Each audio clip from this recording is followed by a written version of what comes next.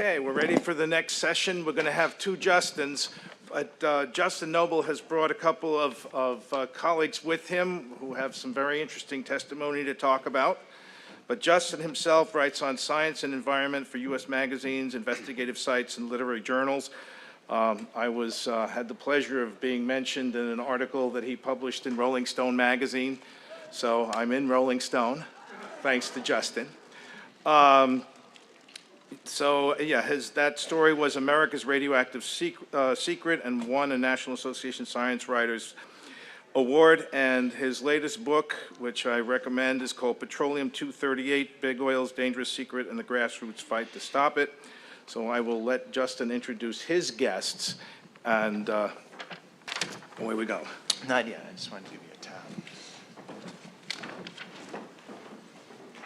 Thank you, John, Kanye, everyone who helped set up the event, Duquesne University. Really, really appreciate all of you all coming. It's an important issue, and these types of forums, to me, as a science journalist, so much more valuable than Twitter or X, whatever. Social media evaporates immediately, and this is real. We're out in the real world, these issues are real, and we're like 15 miles away from the biggest gas boom in the United States. There are a couple of folks who aren't here, and I'm just going to write them out, and you'll know these names. They'll make a little bit more sense in a second. But Veolia, French environmental services company, they're not here, which is interesting because they're into fracking waste. Venture Engineering, they ran a firm that one of these gentlemen worked at. You'll know a little bit more about them in a second. They're not here. And Austin Master Services, you will learn a bit about them. They are not here. So, if they are watching, they can come, but we're going to make sure they're represented. Okay. So we're just going to invite them in this way. They got a really nice mic.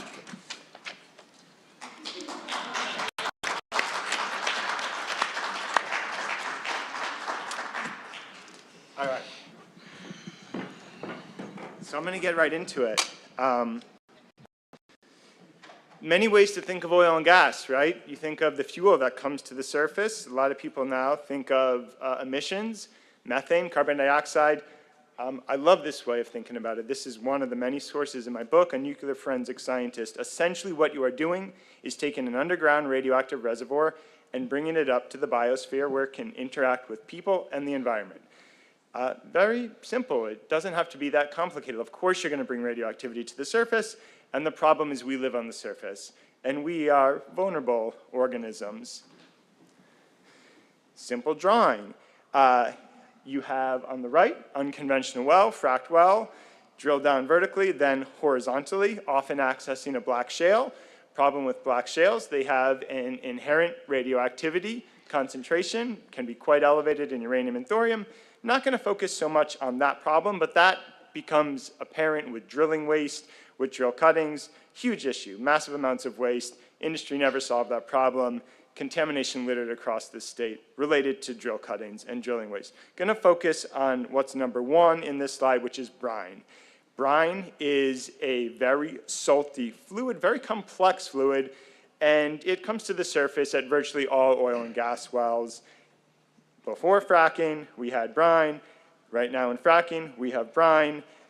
This really has been the thorn in the side of the industry since day one, 1859, Titusville, Pennsylvania.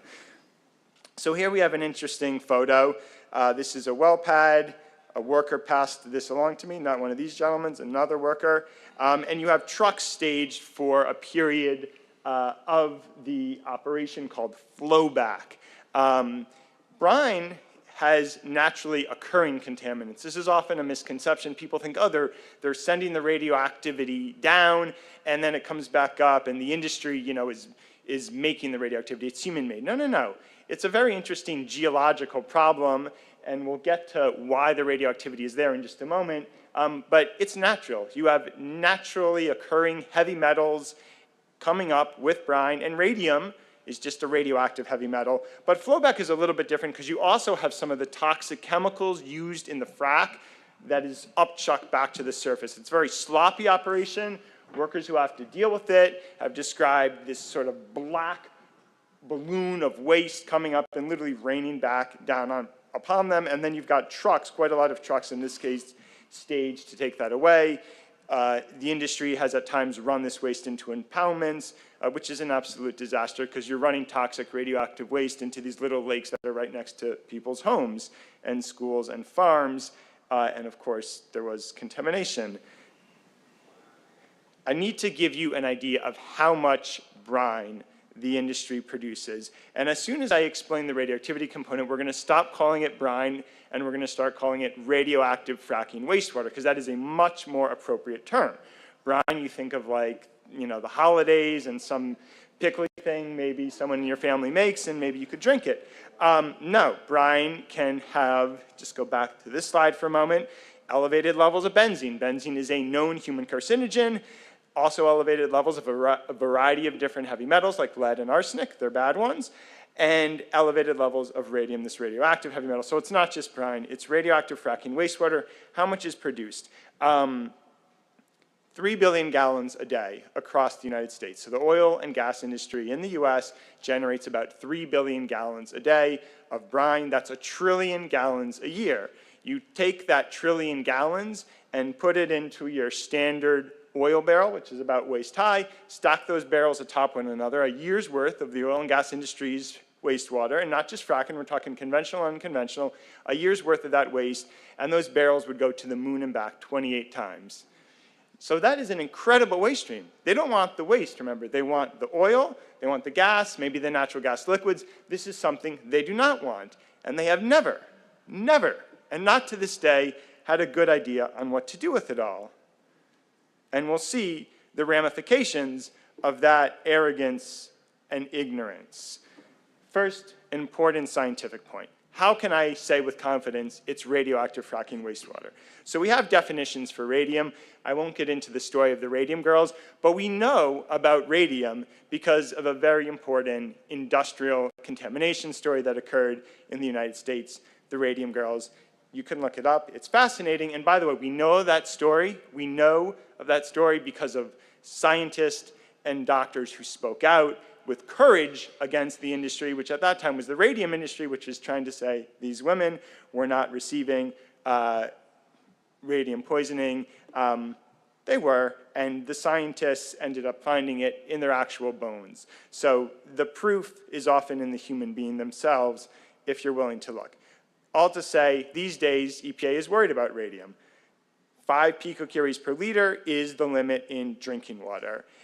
There's often, there's always a variety of isotopes of radium in brine and fracking wastewater. The two we focus on typically are radium-226 and 228. So you add them together and you get this EPA drinking water limit 5. You don't want more than 5 picocuries per liter in drinking water. Now at 60, EPA actually defines a liquid as radioactive. This is very consequential. What is, quote, radioactive waste? Well, it's different for each radioactive element. For radium, it is 60. So either radium-226, 60, radium-228, 60, or if you have a bit of radium-226 and radium-228, you add those numbers together, your limit is still 60, right? Above 60, you can legitimately say, according to these EPA guidelines, that it is radioactive waste. And now we get to the average levels in the Marcellus, and you see there average radium-226 and 228 in Marcellus brine, 9,330 picocuries per liter. So we are well above the level at which you could legitimately say something is radioactive waste. And the high point there, and these values, by the way, were determined by the Department of Environmental Protection of the state of Pennsylvania. So they have these numbers, they gave us these numbers. High point, 28,500. You're hundreds of times, and even thousands of times above the safe drinking water limit.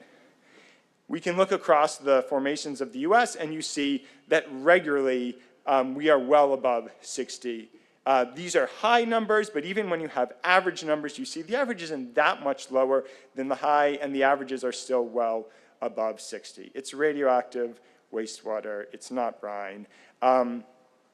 Here you have a truck going through Barnesville, Ohio. I know some folks are from there on the left, and I'm just going to cut to, well, let's quickly focus on injection wells. Right now, the industry disposes of 96% of this wastewater at injection wells. That is, again, 28 lines of barrels to the moon and back. Most of it is going to injection wells. Here you have an injection well that's right next to a Starbucks and a Taco Bell in Cambridge, Ohio. This is just to show you the level of sophistication that the industry has been able to operate at. And I'm being sarcastic there. It's not sophisticated. You can sit at the Taco Bell and watch radioactive fracking wastewater being put into tanks, and then it will be dumped deep into the earth. A lot of problems with injection wells. And that leads us to this next issue, right? The industry has a dilemma. Injection wells, we now know they cause earthquakes. Injection wells also are not grounded in science. This is something that came out in my reporting, just like we're sitting here today at Duquesne in Pittsburgh. The industry, American Association of Petroleum Geologists, and the U.S. Geological Survey had a meeting in 1971 on underground waste management. They talked about injection wells, and they had no faith that this was going to work, and they predicted what would happen, which is what's happening now.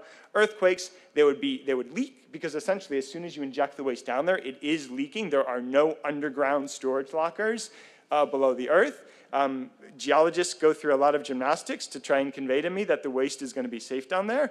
Well, we now have leaking injection wells in Ohio, in Texas, and in other states as well. So that creates the problem for the industry, and this is going to get to the story of these two gentlemen here. They have dealt with all sides of the waste. They have hauled it in trucks, and they have also worked at facilities that try and treat it. And one quick science lesson, and then we're going to show a video and introduce them.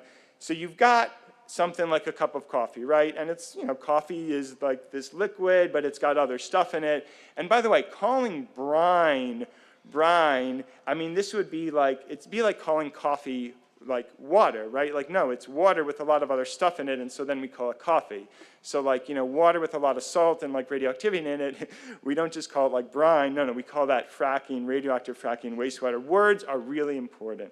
Certainly as a journalist, I believe that. But at the bottom of the cup of coffee, you would have a little bit of sedimentation. If you have a really good cup of coffee, right? A little bit of stuff settles to the bottom, you get a small sludge. Now that's exactly what happens in a truck or tank that holds brine, radioactive fracking wastewater. You're going to get a little bit of sedimentation, or a lot of it. That sludge forms at the bottom, and that can have a much, much more elevated radioactive signature. So the brine is already radioactive. The sludge can be wildly radioactive, and that's going to be a job that goes to human beings. And I just want to focus on this slide because this is important. The industry is trying to market this waste, trying to draw investors into dealing with this waste, coming up with these outlandish claims that we're going to be able to pull lithium out of it, and not looking at the problems. Let's quickly look at the problems. So here we have a really interesting news report. I'm just going to play 1 minute of this.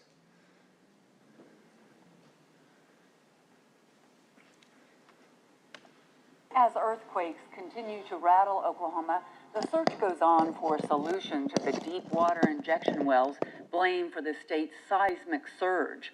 A forum at the state capitol this week offered a glimpse of some technology that could help, although experts, as earthquakes continue to rattle Oklahoma. Wait, can you all, were people hearing that? Or, okay.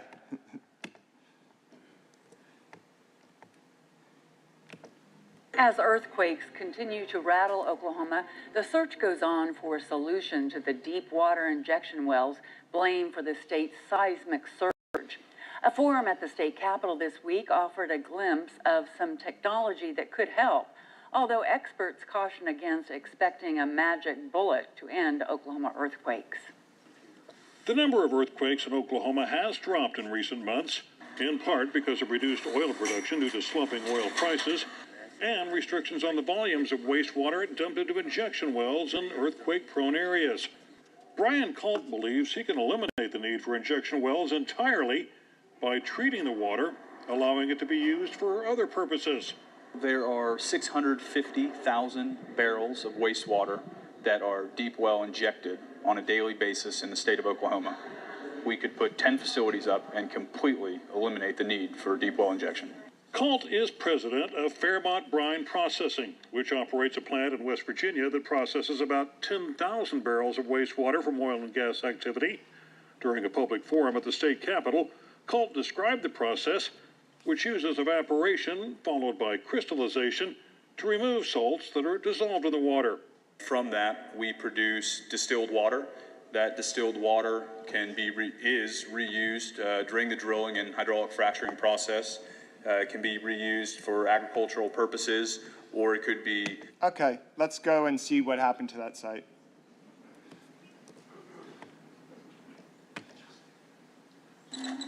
You are looking at an untold story that burns below the surface across America. That's Fairmont Brine. You are looking at West Virginia's version of Chernobyl. This fracking waste treatment plant in Fairmont, West Virginia opened in 2013 as Fairmont Brine. Executives boasted about the plant, and the facility won an industry award for innovation. 5 years later, Fairmont Brine went out of business and left a... Let's end it right there. Can I, what name should I introduce you as? Go ahead. Okay, so we have a former brine hauler, or fracking waste hauler, right here. I'll call you Peter for now, because that's always been, I'll say your name if you like it. Hauled this stuff for years, not just brine, other contaminants as well, knows these waste sites intimately. And then we have Sean, who worked at Fairmont Brine, and really believed this was a job that was helping green the industry, and really took that job seriously, and just both of them wonderful human beings. So welcome, and thank you for coming.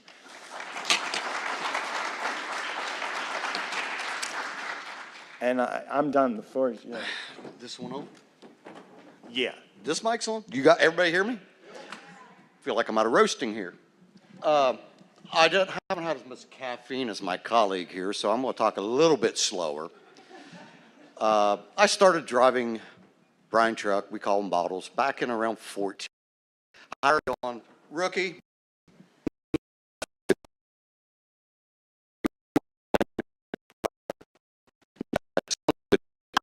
Inject my house, see this for hours, and I'm like, excuse me,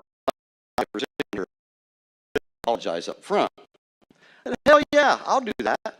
I'll take that money sitting in the truck, not doing anything. Then later you learn as you're there throughout the time, you'll see things. You'll see the spills, you'll see the incidents, you'll see the accidents. Then you see a radiation sign posted up. Well, I used to be a Boilermaker, and we were trained in our training process. When you see that radiation sign, you run. You go the other way. You don't stay around it. So I take this information to my boss, ask him, what's the deal with the radiation? He then turns, I'll find out for you. A couple of days later, we get a little 4-leaflet pamphlet from a company. Can I say the name? Is it right to say the name of the company? The pamphlet exists. Okay, the pamphlet exists.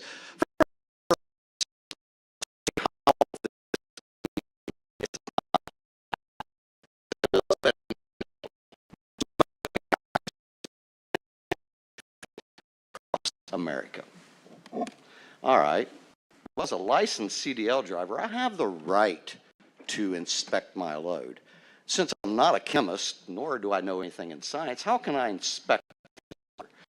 Well, I do the best thing I know. I just take a sample of it, I send it away to a lab, and I get the results for it. I don't know how to read these results, so I send it off to the National Radiation Society in New York, who sends me back his memo. Brief summary of it. Do not be within 75 feet of this without a suit or a respirator. All right, so you tell me how a non-placarded truck with a non-hazmat driver is allowed to haul this water that the industry did. Fairmont Brine. How did Austin Masters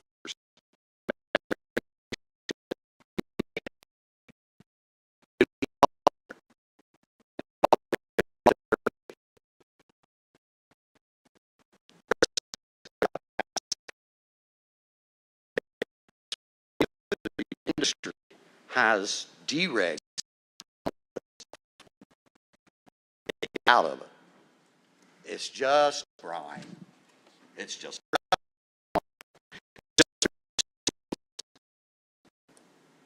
Well, where enhanced did the radiation,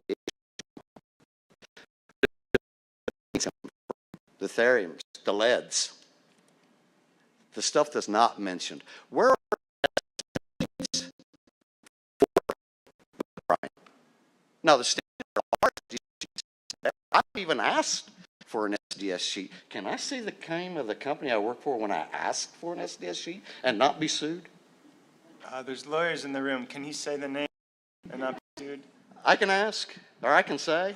Hall Drilling LLC, Ellenboro, West Virginia, year 2018. I asked for an SDS sheet for brine. We will look into that for you. Now, anybody in here, I mean, you've seen what has been in the book. I would really like for Justin to put up some here today, so that way you all could see what was it came out of the nuclear radiation guy stated. So that way you can see for yourselves. Me as a worker, I'm concerned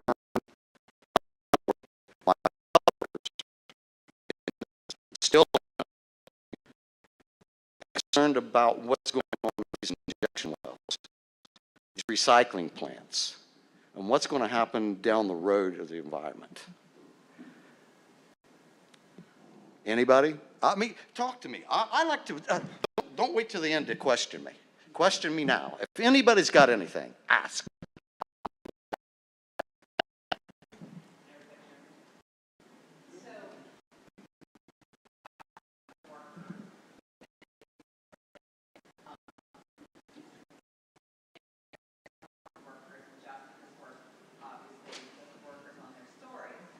So I guess my question is, to you, is that if there's a number of workers that are now becoming more and more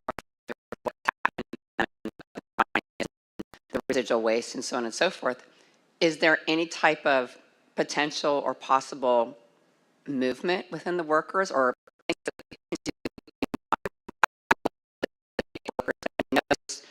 jobs? I hope that made sense. The workers would love to talk about it. A lot of them would. The problem that you got is that's the best job they've ever had, the best pay they've ever had. They're not going to risk. This is my feelings, and I agree with that paycheck because they've bought new trucks, bought houses, done everything. Burger King, McDonald's is not going to supply them with now.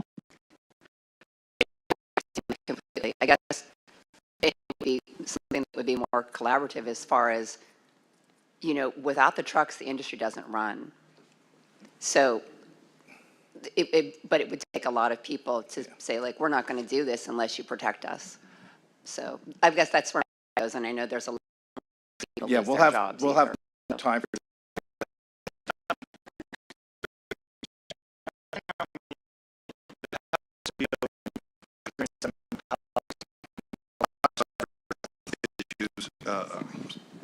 ever since the plant shut down in 2018. I've also had 2 coworkers pass away. I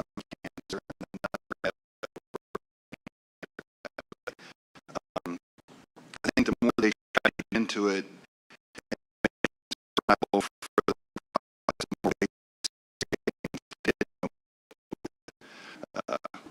and then with the cost of getting rid of any radioactive waste, they just decided to fold and pack it up and take their ball and go home. So.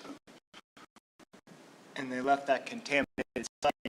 Yeah, they didn't even decommission it. They just walked away.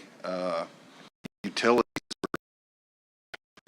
were weeks before my employment ended. Going down.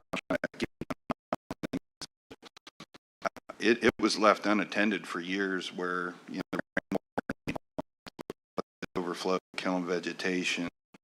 An overflow, by the way, into what river, Sean? The Monongahela River. That's your river. And, you know, a lot of that's going in there. Kids to the place vandalizing, running through things that they had no idea that was as radioactive as it was. And I've spoken to those kids. I just my manager, and you're laying out what was left behind. You an industrial building up above the river, and we just were speaking to the kids, Sean, in Fairmont. These are good kids. They're not just a part to paint, to have a little bit of view in nature, to explore a strange building. They're back to fracking waste, and we took samples. Levels there are higher than 99% of the Chernobyl exclusion zone. That's a zone, you know, we've said we're allowed. And this was also a place that we were working with very little PPE or even knowledge of really what was there. Even the chemical engineers, I don't think, had planned on things cycling up as much as they had. You know, I know their plan at first was dilution is the solution, but things got away from them. And even some of the stuff they tried to send away to Kentucky got them in trouble, got them fined. So there were dumpsters and roll-off boxes just left behind, sitting right over top of stormwater drains since 2018. Just so, and that's kind of the purpose of this empty seat beside me. That Venture Engineering was the one that kind of got things rolling with this, and then just stepped away and is business as usual and acting like they'd never seen this place in their life. Okay, so please have your questions for these guys.